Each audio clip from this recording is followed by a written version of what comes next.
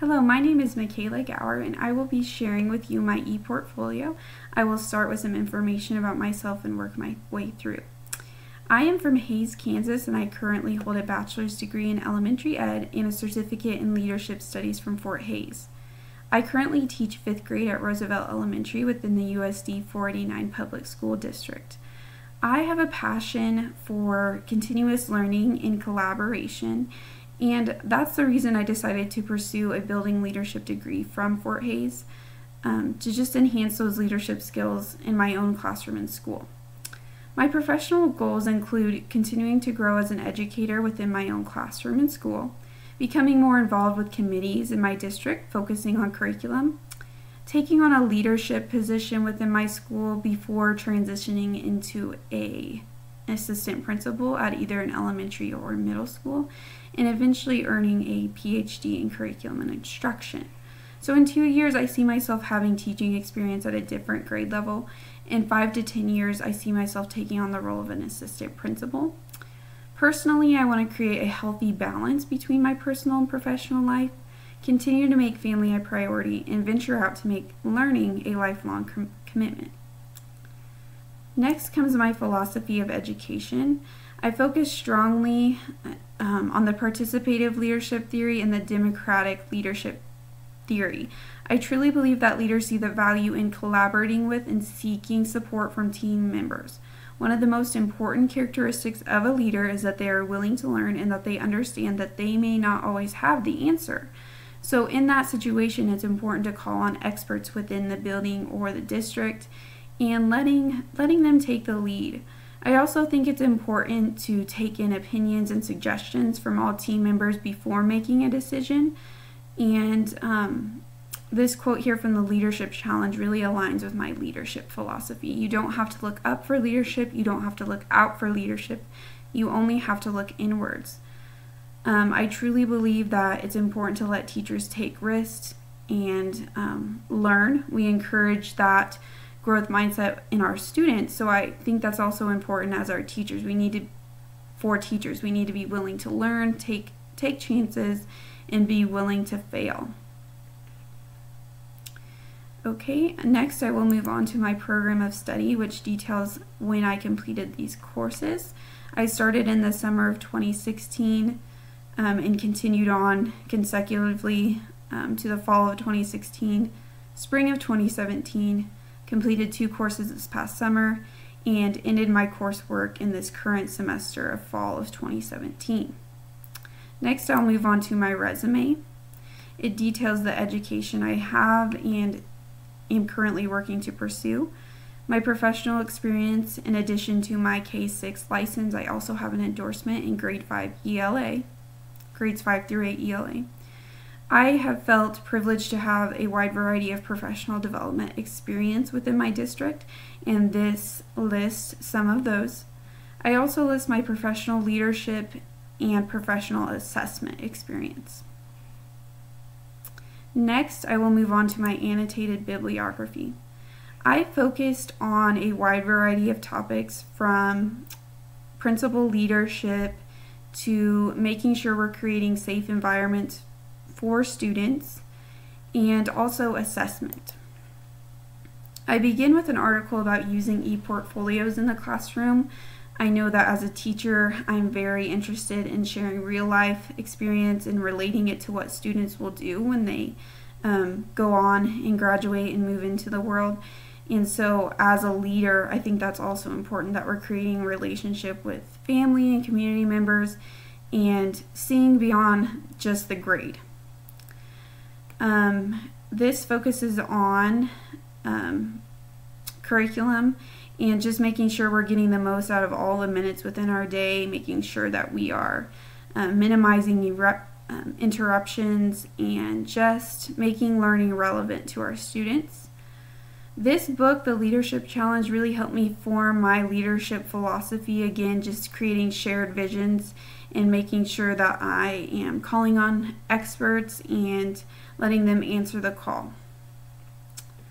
This is What Works in School, Translating Research into Action. So just making sure we are using research to guide our instruction and making sure we're really we're using fidelity when we implement our curriculum. Doesn't matter whether kids like school was an interesting article. I can summarize that up with this quote here. When you teach a class of students, your most important job is to make sure they learn the standards and do well on tests. When you teach a class of children, your most important job is to make sure they thrive. So while assessment and aligning our curriculum to standards is so important, we also have to keep in mind that we are preparing these students for the real world, and how can we do that in the most beneficial ways. This was an article about the role of principals in special education, which I feel fortunate to have learned a lot about within my coursework. Why your school should be implementing trauma-informed practices. I read a lot of this because I had the opportunity to shadow an administrator who taught me a lot about being trauma-informed and shared some resources with me about learning more about trauma-informed schools. I talked some more about digital citizenship, data analysis, making sure we are using data to guide our instruction, and forming teams to focus on data. The impact of principal perception. This article really talked about the huge role that principals play and how important they are to the school's climate. Next, I will move on to my elementary activities. The first three you see here are going to be videos I completed within my coursework. I learned about a special education further through interviewing a teacher in people first language.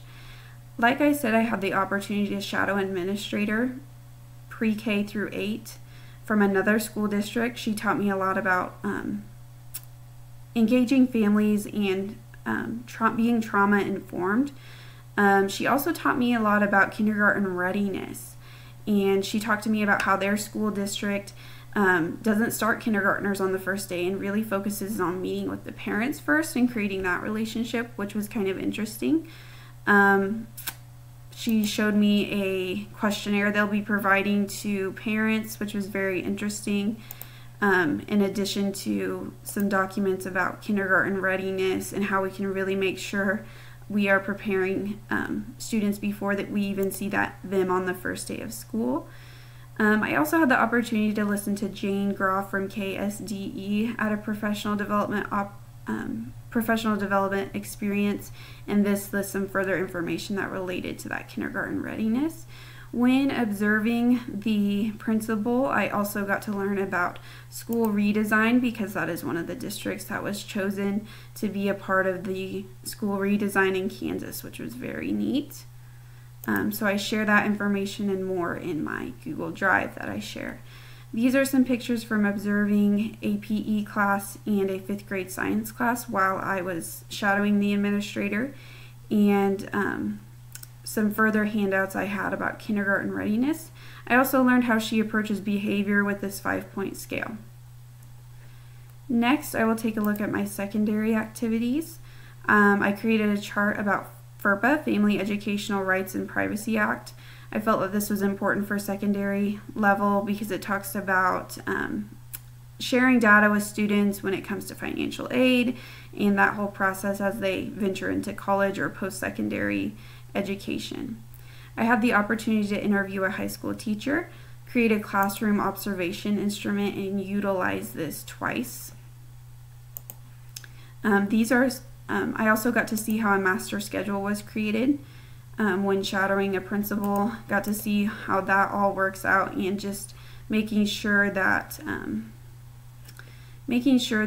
they are hitting everything they need with a small number on their staff, which was pretty interesting to learn how she takes on that challenge. These are some pictures of observations I did, and I also spent a large amount of time shadowing administrators at sporting events. So I got to see that part of secondary, the secondary side as well.